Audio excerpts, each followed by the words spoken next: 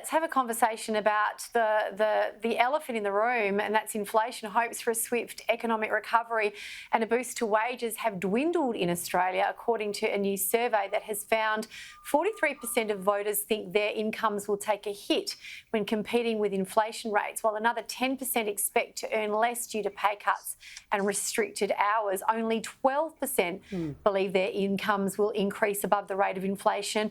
Are voters losing their faith in our economic recovery, Melissa? Well, I think they are. I mean, I think everyone's just losing faith, no matter what their financial situation. You know, we've got, record employment at the moment. So, so it always seems sort of a catch-22. We've got, so many people employed, but there is still always this constant worry about, will I ever get a pay rise? I think people have got to the point where they think, I'm not even going to ask for a pay rise because I'm not going to get it.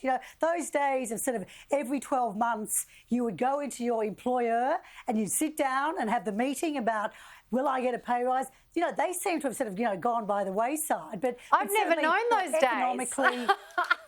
Oh, no, I know. I must be getting old, Melissa. When I was a young journalist, young cadet, you'd actually go in and you'd go from you'd start at grade, there were grades 6, 5, 4, 3, yeah, 2, absolutely, 1, and you got up there. But I think we just as a country, if you've got a job, fantastic, hold on to it. And I think people are just really thinking, I'm not really going to get a rise, so I'm just coping with what I've got.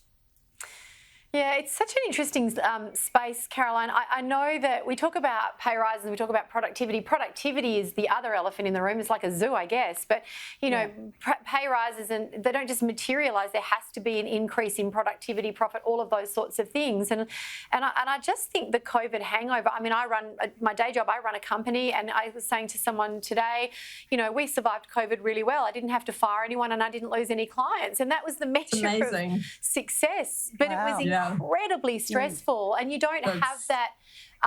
You sort of.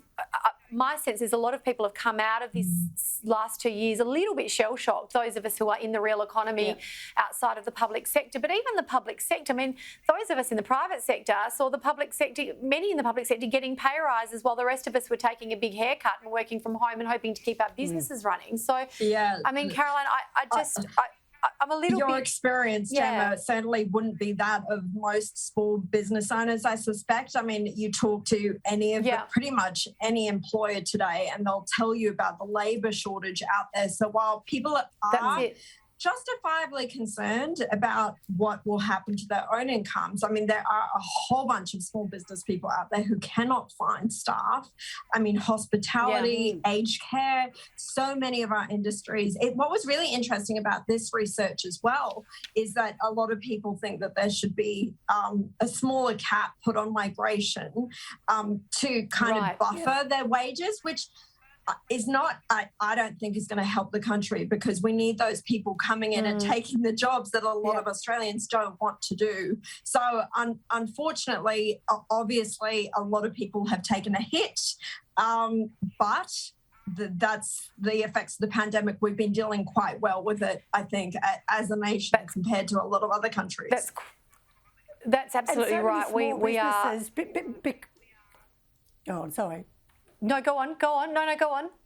So because so many small businesses, as Caroline said, who rely on sort of international labour, they haven't been able to reopen because our borders are now, even though they're opened, we're not allowing the proper, the right, the bigger amount of people to come into the country in order to fill those jobs. So it's this sort of constant sort of, well, hang on, we want businesses to get up and get out there and be happening again. But if we can't have, the right labour force, the right numbers in the labour force, we're basically stuffed.